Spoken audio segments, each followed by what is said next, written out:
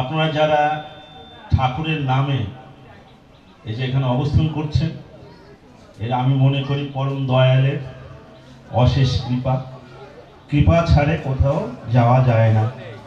ঠাকুরের কৃপা ছাড়া গাছের পাতা যেমন নড়ে না, ঠিক তেমনি এই আজকে ঠাকুরের কৃপায় আপনারা যারা এখানে উপস্থিত হয়েছেন তারা আমার মনে হয় পরম সৌভাগ্যবান।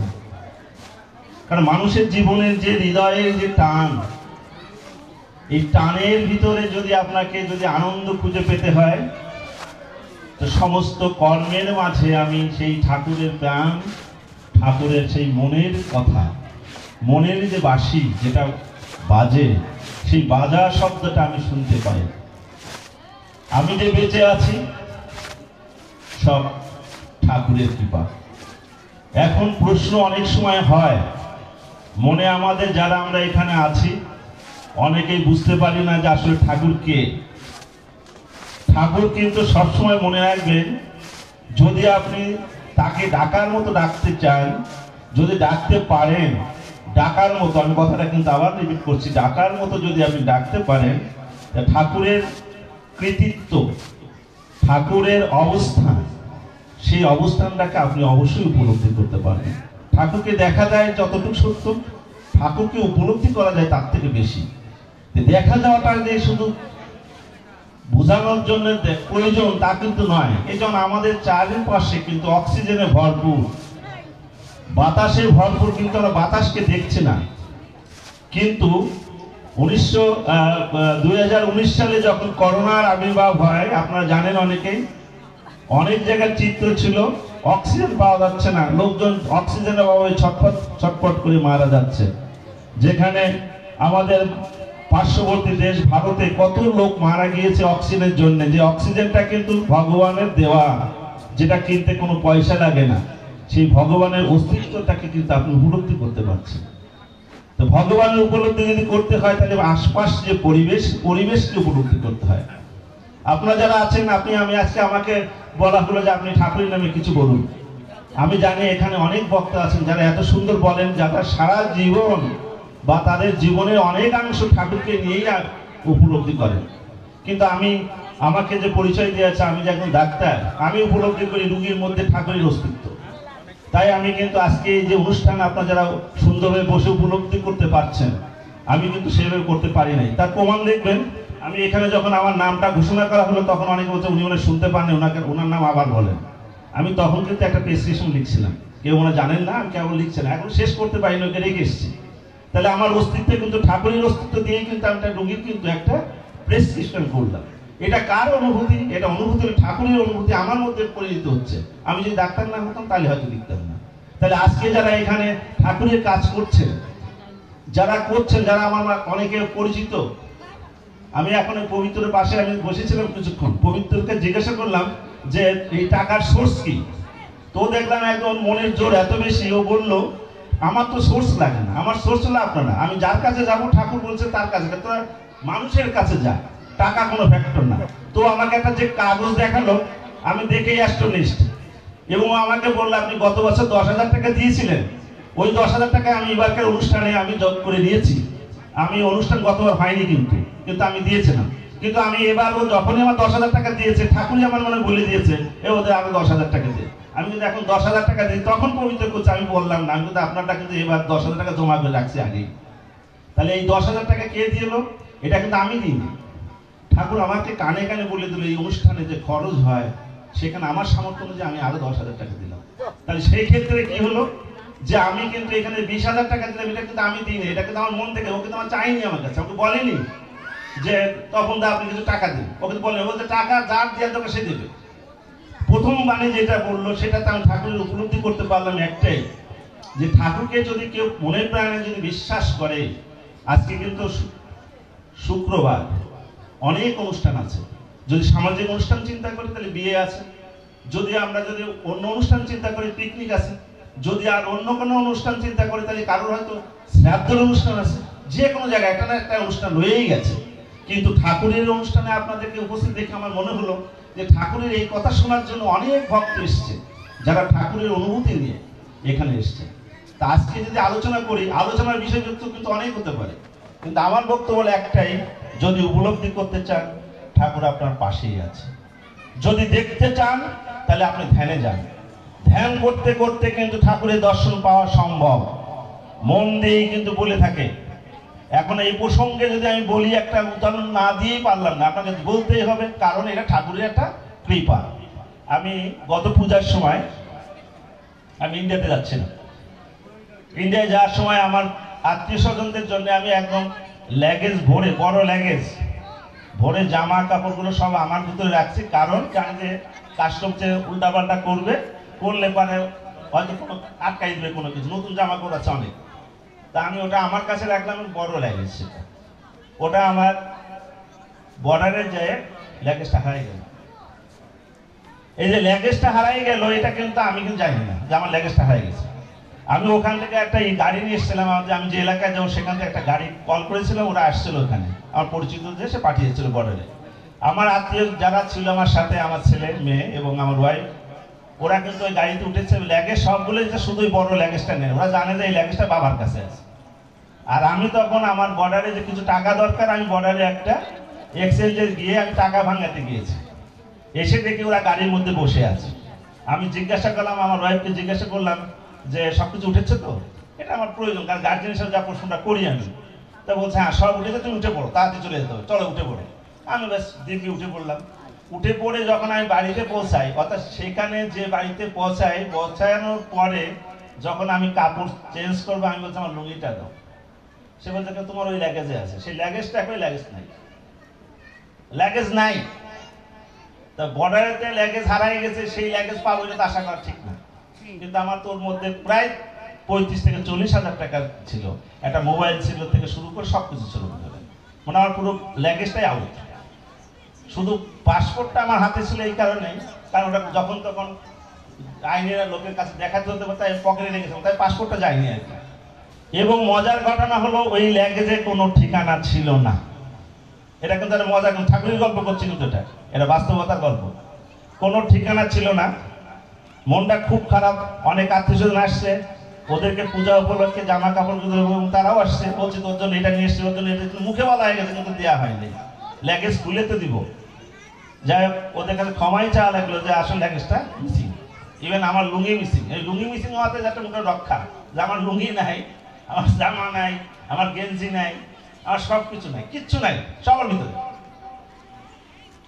পরের দিন সকালবেলা ছিল হলো এই মহালয়া।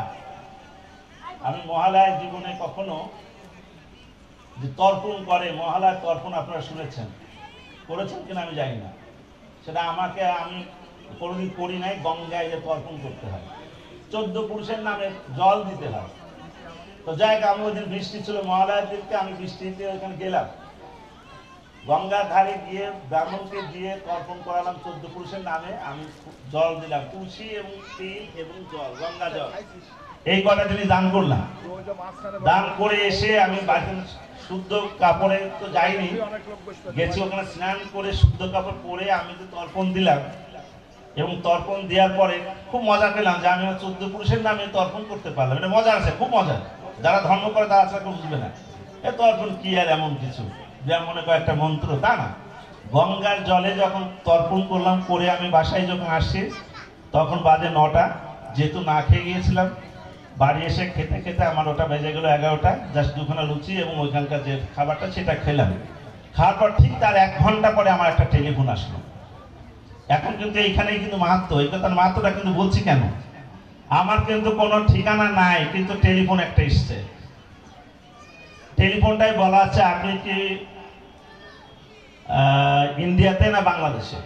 প্রথম প্রশ্ন আমাকে কেউ সেখানে প্রশ্ন করছে আমাকে, আর খালি শুনবেন, প্রশ্নগুলো শোনেন, আপনি কি ইন্ডিয়াতে না বাংলাদেশে। আপনি কে বলছেন? তার উত্তর সে আমাকে ধমক দিল জোরে একটা, আরে চুপ করেন, আপনি কোথায় আছেন সেটা বলুন। ওদের যে কর্কশ ভাষায় বলা, যেটা আপনি কোথায় আছেন সেটা বলুন। আপনি কি বাংলাদেশে এসছেন নাকি বাংলাদেশে গিয়েছেন নাকি কোথায় আছেন? তা আমি বললাম যে আপনার পরিচয় না দিলে আমি পরিচয় দিব কেন?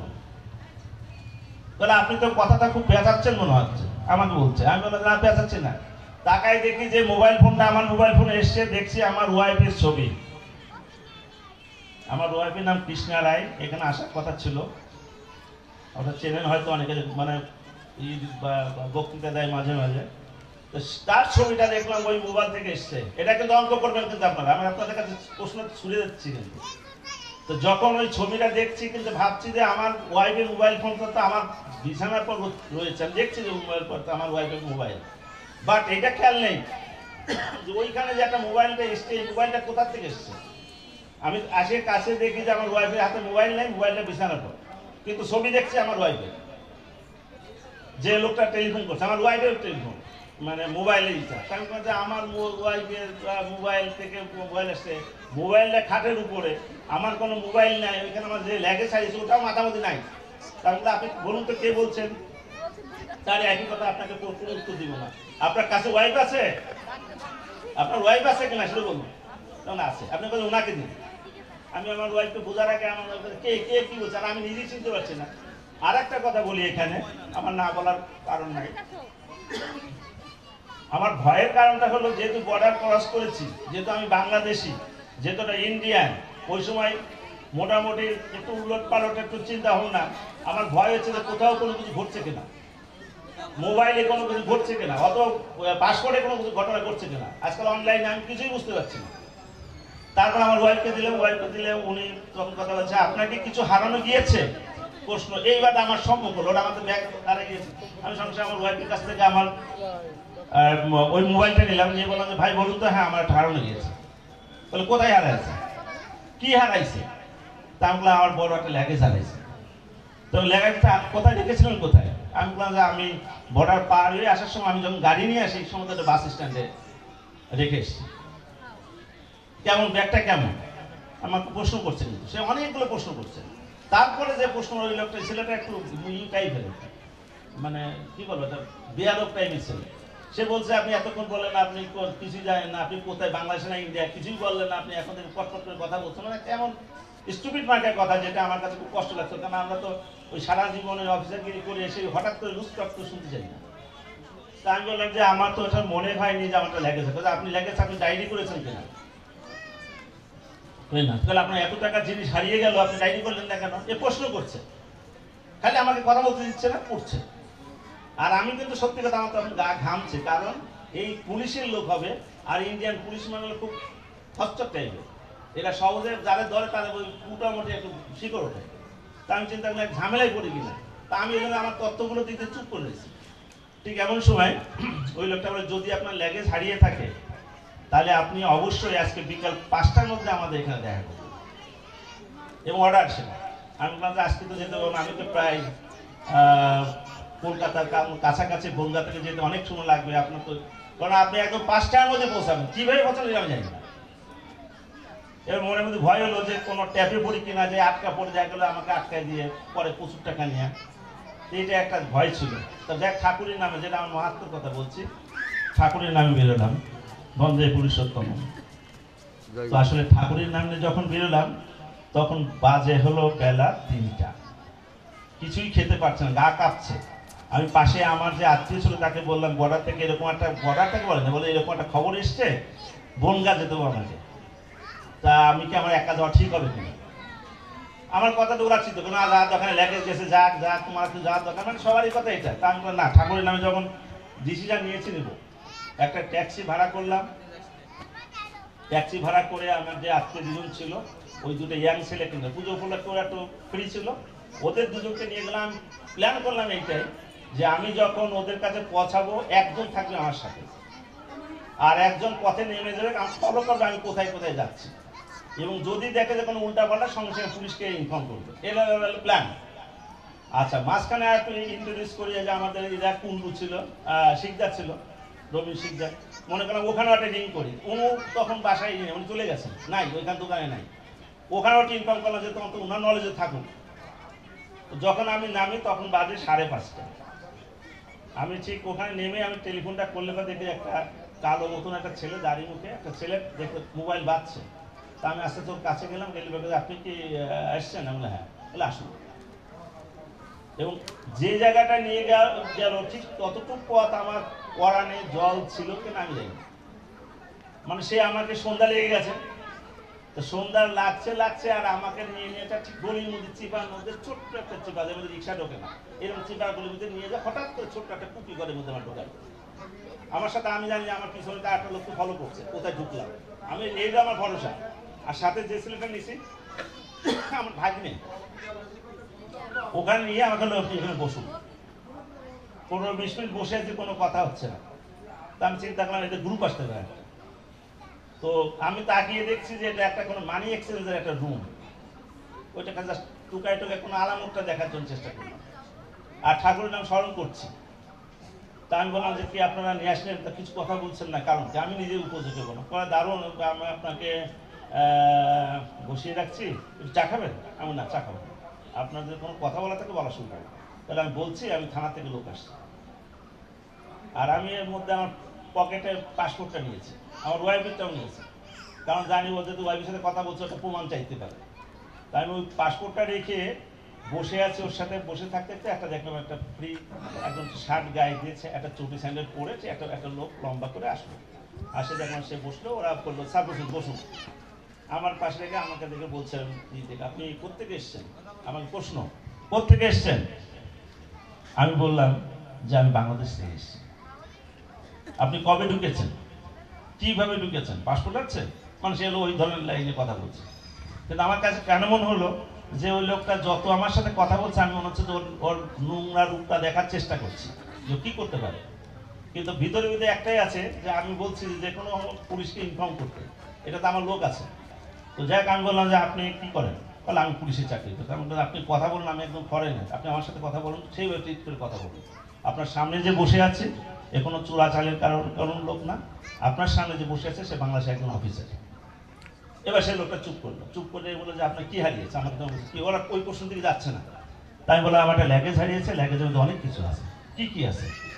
আমি বললাম দেখুন এটা তো পূজার জামা কাপড়গুলো তুলেছি, তবে একটা জিনিস আমার মনে আছে, কারণ আমি চেম্বার করে রাত্রিবেলা গোছানোর সময় আমার এটা খেয়াল নেই, মানে এটার ব্যাগেরটা ওর মধ্যে সব আমাদের ঢুকাইছে, কিন্তু কি ঢুকাইছে এটা মাথা মধ্যে, কিন্তু এটা খেয়াল আছে নতুন জামা কাপড় কিছু আছে, রিসম্যানের কাপড় আছে সব ব্র্যান্ডের। এইটুকু কটার কথা বলছি, আর একটা কথা বলছি যে আমার একটা রেজার আছে, ব্রাশ আছে, টুথপেস্ট আছে। আর যদি রিকল করি যে তাহলে আমি একটা কথাই বলতে পারি, সেটা হলো একটা মোবাইল ফোন, অফ ফোন, যেটা আমি আজ থেকে 5 বছর আগে ফেলে দিয়েছিলাম, সেই ফোনটা মনে হয় ওর মধ্যে আছে। হ্যাঁ আমি কথা বলছি, আমি আসতেছি। তো একটা মোবাইল ফোন আছে, ওকে কিন্তু প্রশ্ন করেছিল যে আপনি এই ছবিটা পেলেন কোথায়, নাম্বার পেলেন কোথায়, ও এটা কিন্তু আমার রেজিস্ট্রেশন করে নাই, ফলে আরও আমার ভয় হতে লাগবে। ওই যে মোবাইল ফোনটা সেটা আমাকে বলে নাই, কিন্তু এ বললো যে আপনি আমাকে চিনলেন কিভাবে, বলে আপনার যে মোবাইল ফোনটা ওইখানে ভিতরে রাখা ছিল, ওই মোবাইল ফোনে আপনার কোনো সিম কার্ডটার কিচ্ছু নেই, শুধু একটা কিছু ছিল, সেটা হলো হোয়াটসঅ্যাপে ছিল বাবা নামটা সেভ আছে, বাবা, তাহলে একটা কথা আছে বাবা। দেখেন মজার কথাটা, কিন্তু কোনো ইনফরমেশন নাই, মোবাইলে কোনো ব্যাটারি নাই, মোবাইলে কোনো সিম কার্ড নাই, মোবাইলটা কিন্তু 5 বছর আগের অফ করা মোবাইল। এখন তাহলে আপনাকে মনে করতে হবে 5 বছর আগের যে মোবাইলটা অফ করা হয়েছে, যার মধ্যে কোনো সিম কার্ড নেই, যার মধ্যে কোনো মেমোরি, কোনো কার্ড কিছু নাই, যেটা একটা পরিত্যক্ত। যদি বলেন যে কেন এটা নিয়েছি, মনে করি যদি চালানো যায় তাহলে ওইখানে একজনকে দিয়ে দেবো, কারণ আমি তো চালাইনি। তো স্মার্ট কার্ডে ওরা ওইখানকার একটা চার্জার দিয়েছে, তারপর ওদের ডিশ লাইন, হোয়াটসঅ্যাপ থেকে কি বলে এটাকে এখন ওয়াইফাই দিয়ে আমার ওই বাবা নাম্বার থেকে টেলিফোন করছে। বাবা মানে আমার নাম্বারটা, আমার ছেলে সেভ করে রাখতে বাবা, যেহেতু ওর মার ফোন করে, ওর মার ছবি আসতেছে, আর আমি তো, ও তো দেখছে, ও আমাকে দেখছে, সেটা ও তো দেখতে পাচ্ছে। তো যাই হোক ওই ছবি দেখে ও আমাকে আইডেন্টিফাই করে।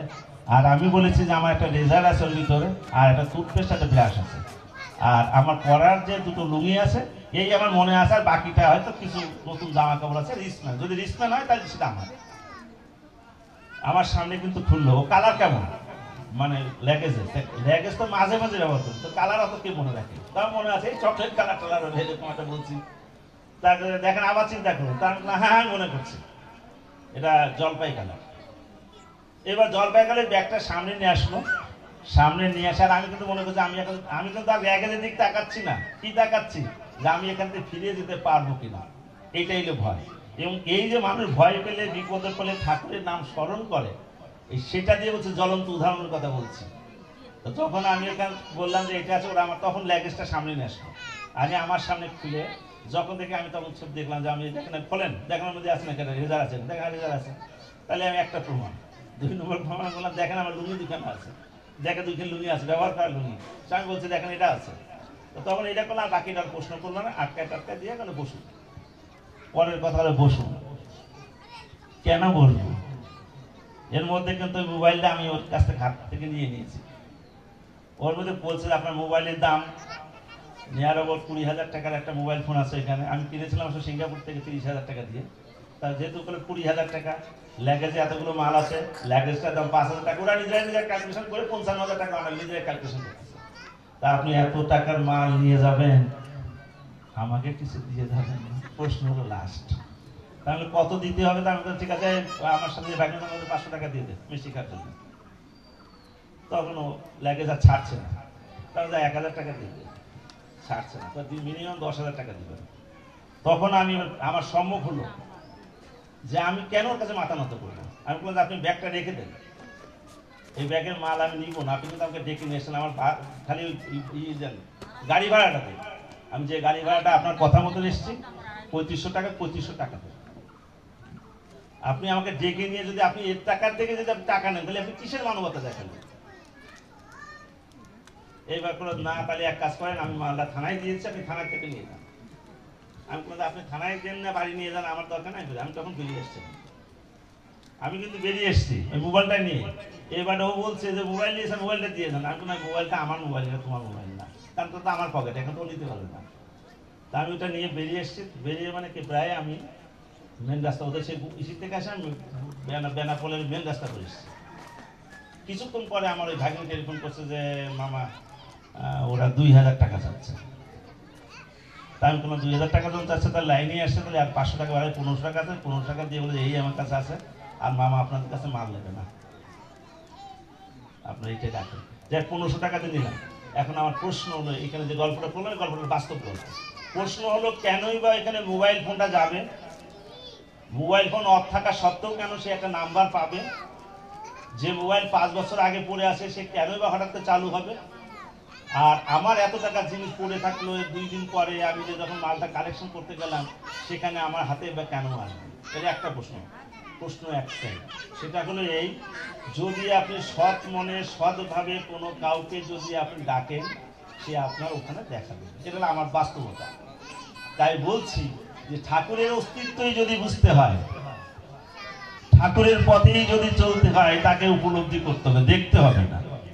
উপলব্ধিটা এই যে আমি ভালো আছি, আমি উপলব্ধি হলো এই যে আমরা যাই কিছু করি না একটু ঠাকুরের কৃপাই আমরা করে থাকি। আর উপলব্ধি হলো এই, যদি এর পরেও যদি কিছু কোনো জগৎ থাকে, ঠাকুরের কৃপায় সেই জগৎটা পার হবো। এখন পরিশেষে গীতার থেকে শেষ করে দিই, যদিও এখন অনেক ভালো ভালো বক্তা আছেন, ভালো বলবেন। উৎসব করতে গেলে সবাই গীতার কথা শ্রবণ করে না। যে কোনো কারণেই হোক, প্রসাদের কারণেই হোক, ভালোবাসার কারণেই হোক, উৎসবের কারণেই হোক, লোকজনের দেখার কারণেই হোক, সেখানে লোকজন উপস্থিত হয়। যখনই লোকজন উপস্থিত হয়, তখন যারা বক্তা যখন ঠাকুরের কথা শ্রবণ করানোর জন্য কিছু কথা বলেন, তিনি বলে আনন্দ পান। তাহলে আগে প্রথম হলো যুদ্ধ করতে গেলে আগে প্রথম দরকার যুদ্ধক্ষেত্র, সেই ক্ষেত্র হলো আপনারা। আর যারা আমাদের বিভিন্ন বক্তা এসছেন, যারা ঠাকুরের বাণী দিনের পর দিন, ঘন্টার পর দিন, ঘন্টার পর ঘন্টা যারা বলতে পারেন, যারা ধারণ করেন, যারা ঠাকুরের কথা নিয়ে সর্বত্রই গান গেয়ে বেড়ান, সেই সমস্ত ব্যক্তি, তাদেরকে ব্যক্তি বলবো না, আরো যদি উপরে কিছু পদ থাকে, তারা সেই সমস্ত ব্যক্তি যারা সবসময় নিজেদের জীবনটাকে উৎসর্গ করে সমাজের আমরা যারা অথর্ব হয়ে বসে আছি, তাদেরকে জাগ্রত করার জন্যে প্রতিনিয়তই কাজ করে যাচ্ছেন। আমি প্রথমেই জানাই তাদের প্রতি আমার প্রণাম এবং শ্রদ্ধা। আর বলার একটাই, আমি সব জায়গায় বলি, চিকিৎসা বিদ্যার একটা কথা আছে, তার নাম হল স্পিরিচুয়াল হেলথ, আধ্যাত্মিক স্বাস্থ্য। আধ্যাত্মিক স্বাস্থ্যটা কেমন? যে আমি ওই যে ঠাকুরের নামে যখন বেরিয়ে পড়েছি, আমার পিঠ বেড়ে গিয়েছিল, গলা শুকিয়ে গিয়েছিল, কিন্তু ঠাকুরের নামে যখন বেরোলাম, ঠাকুরের নাম যখন জপ করলাম, তখন আমার মনের ভিতরে ওই ভয়টা কেটে গেল। এবং তার জন্য কিন্তু আমি পুলিশকেও ফাইট করেছি, ওই যারা আমার ব্যাগটা নিয়েছিল তাদেরকে ধন্যবাদও দিয়ে এসেছি, কারণ তারা তো পেয়ে তো নিয়েও নিতে পারতো, কিন্তু তাদেরকে ধন্যবাদ দিয়ে এসেছি, তাদেরকে খুশিও করেছি। সেটা সব ঠাকুরই কৃপায়, এবং আমি সম্পূর্ণভাবে আমি ভালোভাবে সুস্থভাবে আমি বাসায় ফিরে গিয়েছি। তাই ঠাকুরের কৃপা ছাড়া আসলে কারোর কোনো কিছু পাওয়া সম্ভব না। আর একটা গল্পই বলে যাই, খুব সিম্পল। এই গত শুক্রবারে আমার ছেলের কাছে দিয়েছিলাম যে 2500 টাকা তুমি অমুককে দিয়ে দিও। তার পকেটেতে পরীক্ষা দিয়ে গিয়েছে, পকেটের 2500 টাকা পড়ে গেছে। ছেলেকে বলা হলো তুমি ওই টাকা তুমি কি সেই ভদ্রলোককে দিয়েছো? সে বলেছে যে না, আমি তো টাকা দিয়েছি তাতে মনেই নেই, আমার পকেটে তো টাকাও তো নাই, আমি তাকে দিই নাই বা তাকে দিতে বলেছে কথা মনে নেই, পরীক্ষা দিতে গিয়েছে। তাহলে টাকা 2500 টাকা হারাই গেল। কিন্তু ওই যে আপনাকে মনে করে যে বড় লোকরা তো, বড় লোকের পাওয়া যায়, গরিবদের তো পাওয়া যায় না, না, এটা ঠিক সেরকম না। তো আমি বলে 2500 টাকা, ছেলে একটু ভয় পেল। আমি বলে 2500 টাকা গেছে, তেমন কোনো সমস্যা না, তোমার বাবার কাছে তো সমস্যা না, তোমার কাছে কোনো সমস্যা না, ঠিক আছে। ঠিক পরের দিনই দেখি খবর আসলো যে 2500 টাকা পাওয়া গেছে। কার টাকা? তখন আমার ছেলে বললো যে বাবা, আমার পিছনেই সেই ছেলেটা টাকা 2500 টাকা পেয়ে স্যারের কাছে দিয়েছিল, বলেছিল কার টাকা, কিন্তু আমি কিন্তু তখন মেমোরিতে নিয়ে নাই যে ওই টাকাটা আমার টাকা পড়ে গেছে, কারণ আমার মাথা মধ্যে তো নাই যে আমার পকেটে 2500 টাকা ছিল। তো যাই হোক, সেই টাকাটা কিন্তু আবার ফিরে আসলো। তো পড়ে যাওয়া ফিরে আসে যদি আপনি ঠাকুরকে ডাকতে পারেন। এটা হলো একটা গল্প, নিছক গল্প। কিন্তু সবচেয়ে বড় কথা, জীবন সামনে দাঁড়িয়ে একটা কথাই বলতে চাই, ওই গীতার যে কথা বলছে কর্মযজ্ঞ, এই কর্মযজ্ঞ আপনি করবেন, ফল তার আছে। আপনার ঠাকুরকে ডাকছেন, হয়তো কারোর সাথে মিলাইতে পারবেন না, কিন্তু দেখবেন তার ফল আপনি পাবেন। আর অনেকের কিন্তু প্রায়ই যারা এখানে কূটনীতি যারা আছে, যারা একটু মানুষের খোঁচা দিতে পছন্দ করে, তারা চিন্তা করে ঠাকুরের ডাকে কি বা করলো পবিত্র, সেই পবিত্র তো পবিত্রই আছে, আবার ঠাকুরের ডাকে কি করলো, এলো হিংসা করে কথা বলা। কিন্তু পবিত্র কি করলো এর মাপটা করার ক্ষমতা তোমার নাই। কারণ আমরা যারা মানুষ, তারা বাহ্যিকভাবে আমরা ওই জিনিসটাকে চিন্তা করি, মাপি, পরিমাপ করি বাহ্যিকভাবে, কিন্তু অন্তর্নিহিতভাবে ভাবতে গেলে তখন ওই ভিতর থেকে একটা জিনিস কাজ করে, যেটা গীতার ভাষায় বলতে হয় যে কামনা যখন আসে, কামনাকে যখন বাধা দেওয়া হয়, তখন ক্রোধের উৎপত্তি হয়। ক্রোধে যখন বাধা দেওয়া হয়, তখন স্মৃতি বিভ্রম হয়, অর্থাৎ আমার মনেই থাকে না যে লোকটা কে। তা আজকে আমরা সব কামনার জালে আবদ্ধ, তাই মাপকাঠি করি। পবিত্র টাকা কত আছে, ডাক্তার তপনের কত টাকা আছে, যখন আমরা এইটা মাপ করি তখন হয়তো মনে হয় যে তখন বড় ডাক্তার। কিন্তু যদি প্রকৃতপক্ষে যদি কারোর কামনাই না থাকে, তাহলে তার ক্রোধ হবে না, আর ক্রোধ যদি না হয় বুদ্ধি নাশ হবে না, আর বুদ্ধি নাশ হলে তো জানো তো সব শেষ। তা ঠাকুরকে ডাকো, সবাই সুস্থ থাকো। আর যে স্পিরিচুয়াল হেলথের কথা বলছিলাম, সেটা হলো এই যে ঠাকুরকে ডেকে বিভিন্ন বিপদ থেকে উদ্ধার পাওয়া, এইটাই হলো ঠাকুরের কৃপা। আর এই ঠাকুরকে যারা ডাকে, তারাই হঠাৎ করে ঠাকুরের উপর বেশি ডিপেন্ড করে পড়ে। দেখবেন কথার সময় বলে যে আমি পরীক্ষা দিচ্ছি মা, মা যে ঠাকুর ভক্ত হয় তো বলে যে যা, ঠাকুর তোর মঙ্গল করবে, ঠাকুর তোর মঙ্গল করবে। ঠাকুর পথে পথেই মঙ্গল করে, বোঝা গেছে? তো এই যে আমরা পথে পথে পথে চলতে চলতে আমরা বিভিন্ন সময় বিভিন্ন লোকের উপমা শুনি। আপনারা যারা এসছেন, অন্তকে একটা কথা আমি বলতে পারি, যদি আমার দর্শন যদি ঠিক হয়, কেউ দর্শনের চিন্তা করেননি। দর্শনটা কি? দর্শনটা হলো যে আমি মৃত্যু, আমার মরণ হবে, এটা কিন্তু আমার দর্শন। আমি কিন্তু নিজে আমার ব্যক্তিগত দর্শন দিয়ে বলছি। আমার বয়স এখন 64 বছর বয়স। আমি জানি বাংলাদেশের গড় আয়ু 72 বছর, তাহলে আমি বাঁচবো 8 বছর। এটা কিন্তু আমার উপলব্ধি, এটা আমার ক্যালকুলেশন, এটা আমার ফিলোসফি। তাহলে আমি যদি 8 বছর বাঁচি, তাহলে আমার 8 বছরে যে কর্মটা করতে হবে, যেটা আমি 64 বছরে করতে পারিনি, তাহলে আমাকে 8 বছর পরিশ্রম করতে হবে, কঠোর পরিশ্রম করতে হবে। সেই পরিশ্রমটাকে যদি আমার ভিতর থেকে আনতে পারি, যদি ঠাকুরকে যদি ডাকার মতো ডাকতে পারি, আমি যে পিছন জগতে দিয়ে যদি যাই, তাহলে আমার সেগুলো ভুল হয়ে যাবে। সেই জন্য বলা হচ্ছে, গীতায় নবম অধ্যায়ে বলা হলো যে অতি চোর বা সেও কিন্তু অতি সাধু হয়ে যায় যদি সে কৃষ্ণ পথে মতি হয়। যদি মতি হয়, তাহলে সে চোরও কিন্তু সাধু হবে এবং তাকে সাধু বলে গণ্য করবে। এটা গীতার কথা, কিন্তু আমি বলছি না। এবং ভগবানকে বলছেন যে যদি কোনো ভক্ত যদি আমাকে একান্ত ভক্তি সহকারে যদি ডাকে, আমি তার সমস্ত যোগক্ষম বহন করতে সক্ষম। তাহলে আমার সমস্ত ক্লেশ, আমার সমস্ত কষ্ট ভগবান নিজে বহন করবেন, এটা ওনার নিজের মুখের কথা। তার বিনিময়ে উনি কি বললেন? নবম অধ্যায়ের শেষ শ্লোকে বললেন মচ্চিত্তা মদগত প্রাণা।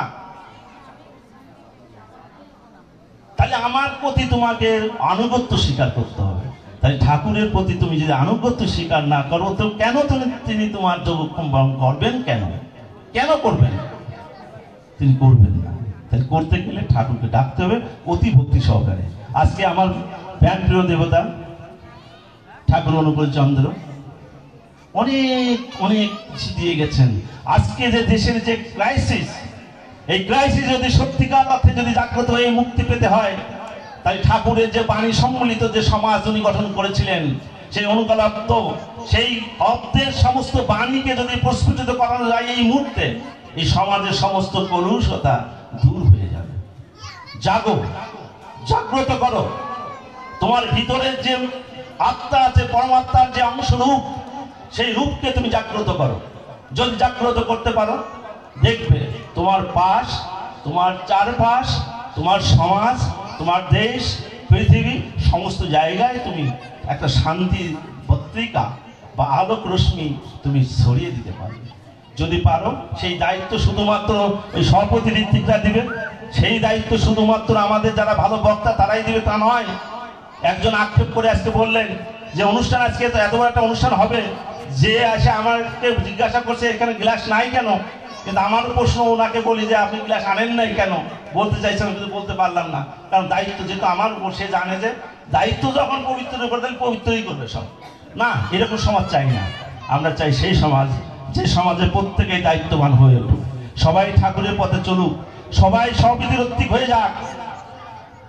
আমরা তো সেটাই চাই। আমরা তো কারো অনুগ্রহ করে নিয়ে বসে আছি না। আমরা আমাদের মনের ভিতরে যে জ্ঞানটা আছে, সেই জ্ঞানটাকে প্রজ্বলিত করতে চাচ্ছি, সেই আলোকটাকে তৈরি করতে চাচ্ছি। সেই আলোক থেকে বিস্মরণ ঘটুক। যদি বিস্মরণ ঘটে, তাহলে সমাজের প্রতিটা লোকের গর্ভে যে সন্তানটা আসবে, সেও তখন চিন্তা করবে। আজকে এর মধ্যে মনে আছে কিনা জানি না, একজন মা তার পেটে 6 মাসের একটা বাচ্চা নিয়ে এসছে। আমার যেটা মেসেজটা হলো এই, আমি ওই মাকে বললাম তুমি কারোর সাথে রাগারাগি করবে না, তুমি কাউকে অহংকার করবে না, কাউকে ঘৃণা করবে না। তোমার যদি শাশুড়ি থাকে, শাশুড়িকে মাতৃজ্ঞানে পূজা করো, দেখবে তোমার ভিতরে যে সন্তানটি আছে, সে তোমার ওই অনুরূপ ওই ধারণটা যদি করে, তার ভিতরে এটা বিস্মরণ ঘটাবে। কারণ এটা কিন্তু নিয়ম, ব্রেন থেকে যা বিস্মরণ ঘটবে, প্রতিটা কষে তার বিস্মরণ ঘটবে।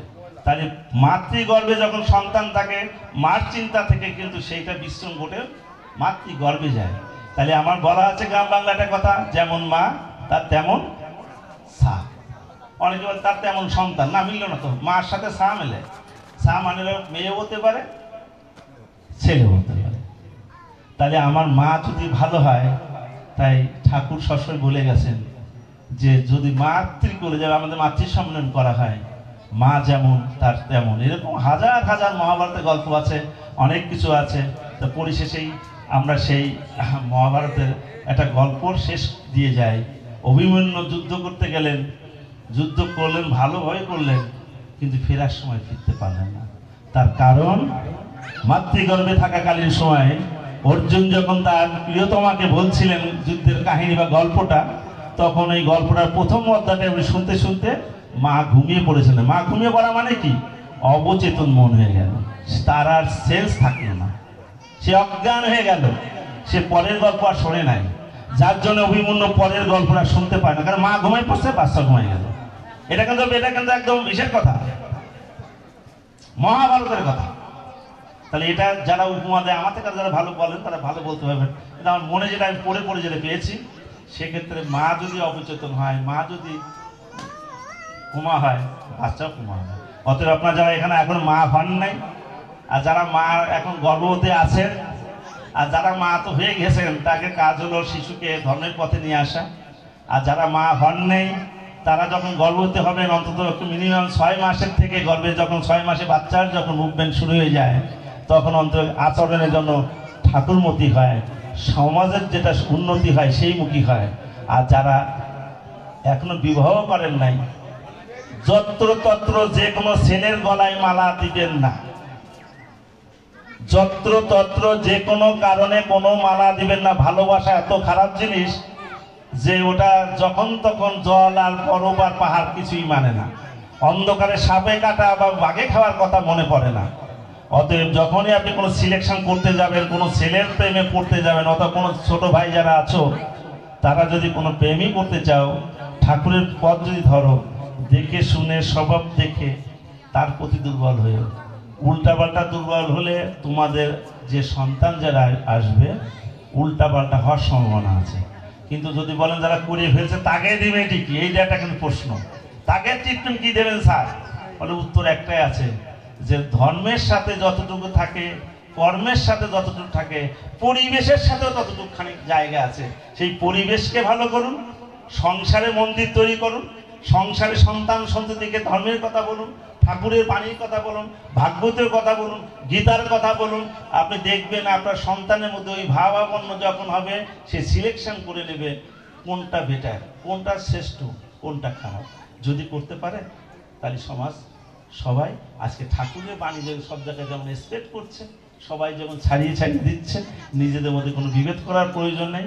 কারণ আমার কথা হলো, যদি কেউ ঠাকুরের কোনো বিরুদ্ধচারণ কোনো ব্যক্তি এখানে বসে থাকেন, আমি এখানে দাঁড়িয়ে থাকলাম, যে কোনো প্রশ্ন ওপেন করতে পারেন আমার কাছে ঠাকুরের বিপক্ষে। যদি কোনো প্রমাণ দেখাতে পারেন যে ঠাকুরের এই কথাটা সঠিক না, আমি প্রমাণ যদি না দিতে পারি আজীবনও আমি সৎসঙ্গ করবো না। যদি ওপেন চ্যালেঞ্জ করলাম, যদি কেউ যদি ঠাকুরের বিরুদ্ধে কেউ কথা বলতে চান বলতে পারেন, আমি ওপেন নিলাম এটা। কারণ আমাদের সভাপতি ঋত্বিক ভাইরা অনেক কথা বলেন, হয়তো ওপেন চ্যালেঞ্জ দেন না, আর আমরা তো ঋত্বিক না, এই জন্য আমরা ওপেন চ্যালেঞ্জ দিলাম। ঠিক আছে, যদি কোনো এরকম ব্যক্তি থাকে তাহলে আমার কাছে একটাই প্রশ্ন, ঠাকুরের কোনো বাণী নিয়ে বা ঠাকুরের কোনো কথা নিয়ে, ঠাকুরের কোনো কিছু দিয়ে যদি একটা কিছু বলতে চান বলতে পারেন। আর পরিশেষে একটা কথাই অনেকে বলে ফেলেন যে কৃষ্ণর এতগুলো বউ, কৃষ্ণ মানুষ। তাহলে একটা কথাই বলবো, কৃষ্ণ যে কথাটা রূপটা দেখেন নাই, সেই রূপটা হলো এই যে আমি যখন মানুষের মধ্যে যাই তখন মানুষ রূপ ধারণ করি। তো মনুষ্য রূপ ধারণ করলে, মনুষ্য গুণ না থাকলে মানুষের সাথে মিশা যায় না। আজকে সভাপতি ঋত্বিক সামনে বসে আছেন, উনি যদি এই কাতারে না বসতেন তাহলে উনি এই জনগণের কথা উনি বুঝতে পারতেন না। তাই ওনার এই স্টেজ থেকে উনি ওখানে বসছেন। আমি ধন্যবাদ জানাই আমার পাশে যারা ভালো ভালো বক্তা, আমার এই যে উপস্থাপক, আমার ভাতিজা, ও আমাকে জ্যাঠামশাই বলে ডাকে। আমি খুব অত্যন্ত ডাকার এত সুন্দর মিষ্টি, আমি অভিভূত হই যে আমি আসলে সত্যি মনে জ্যাঠাই। ও কালকে মনে হয় ও সমস্ত বড় মাকে টেলিফোন করেছে, বড় মা আমাকে আগেই বললো যে ও টেলিফোন করেছিল, নিলয় টেলিফোন করেছিল। আমরা ওর মতো ছেলে হয় না। তাহলে এই যে ওর আচরণগত ভাবে যে ওরটা নিয়ে এসছে, আসলে এগুলো আমরা বলি, যদি এগুলোকে যদি আমরা সমাজে না তুলে ধরতে পারি তাহলে এটাকে অসম্পূর্ণ হয়ে থাকবে। তাহলে এই আমাদের নিলয়ের মতো ছেলেরা যারা, বা দিনের মতো যারা ভালো ভালো মেয়ে বলি আর ছেলে বলি, বাবা বলি, তাদের পরিচয় যদি সমাজে তুলে না ধরি, সমাজ গঠন হবে না। বন্দে পুরুষোত্তম। আসলে অনেক সময় নিয়ে নিলাম, গল্প অনেক ছিল, অনেক কথা বলা যেত। আমি আপনাদের কাছে ক্ষমা সুন্দর নিয়ে আমি আমার সংক্ষিপ্ত বক্তব্যই বলেন আর দীর্ঘ বক্তব্যই বলেন, আমি বক্তব্য দিতে পারি না, কিন্তু বলতে পারলে অনেক বলতে পারি। সামনে আমার রুগী অনেক বসে আছে, আমি সেটা ফেলেতে শুধুমাত্র এই অনুষ্ঠানে এসেছি আপনাদেরকে যা শুভেচ্ছা দেওয়ার জন্য। আপনারা ভালো থাকুন, সবাই সুস্থ থাকুন। বন্দে পুরুষোত্তম, বন্দে পুরুষোত্তম, বন্দে পুরুষোত্তম, বন্দে পুরুষোত্তম। ধন্যবাদ।